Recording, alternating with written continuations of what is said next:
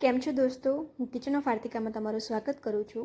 આજે હું લઈને આવી છું એકદમ ટેસ્ટી પાણીપુરી, ચણા બટેકાનો મસાલો અને ફુદીનાનું પાણી હું લઈને આવી છું આજે, જે બનાવવામાં એકદમ ઇઝી છે અને ખાવામાં ખૂબ જ ટેસ્ટી છે। તો ચલો દોસ્તો, આપણે પાણીપુરી બનાવવાની રીતની શરૂઆત કરીએ। એના પહેલાં દોસ્તો, મારી ચેનલને લાઇક અને સબસ્ક્રાઈબ કરવાનું ના ભૂલશો। સૌપ્રથમ આપણે બનાવીશું ફુદીનાનું પાણી। ફુદીનાનું પાણી બનાવવા માટે આપણે જેટલો ફુદીનો લીધો છે એનાથી ડબલ આપણે લીલી કોથમીર એડ કરીશું। હવે તેમાં લીલા મરચાં ઉમેરીશું, જે મેં 4 નંગ લીધા છે, પણ તેને અડધા અડધા મેં કટ કરી દીધા છે। હવે તેમાં આપણે ઉમેરીશું 1 ચમચી ધાણા જીરું પાવડર, સ્વાદ અનુસાર મીઠું। હવે તેમાં ઉમેરીશું 1 ચમચી જેટલો ચાટ મસાલો અને 1 ચમચી જેટલો સંચળ પાવડર। હવે તેમાં આપણે 1 ચમચી જેટલો લીંબુનો રસ એડ કરીશું અને બધું એકદમ સરખી રીતે પ્રોપર પેસ્ટ બનાવી દઈશું।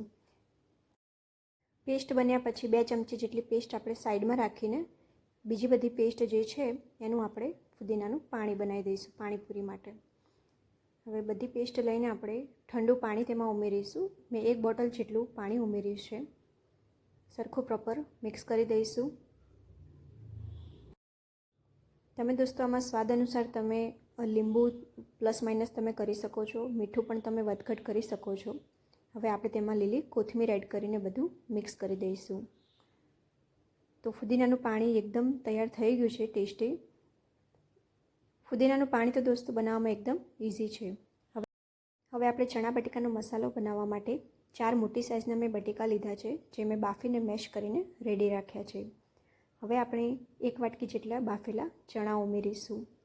હવે જે આપણે લીલા મરચાં અને ફુદીનાની પેસ્ટ રેડી રાખી હતી તે 2 ચમચી જેટલી આપણે ઉમેરી દઈશું। સ્વાદ અનુસાર આપણે મીઠું ઉમેરીશું, 1 ચમચી જેટલો ચાટ મસાલો ઉમેરીશું, 1 ચમચી જેટલું આપણે સંચળ પાવડર ઉમેરીશું। હવે તેમાં લીલી કોથમીર આપણે ઉમેરીશું અને બધું પ્રોપર આપણે મિક્સ કરી દઈશું।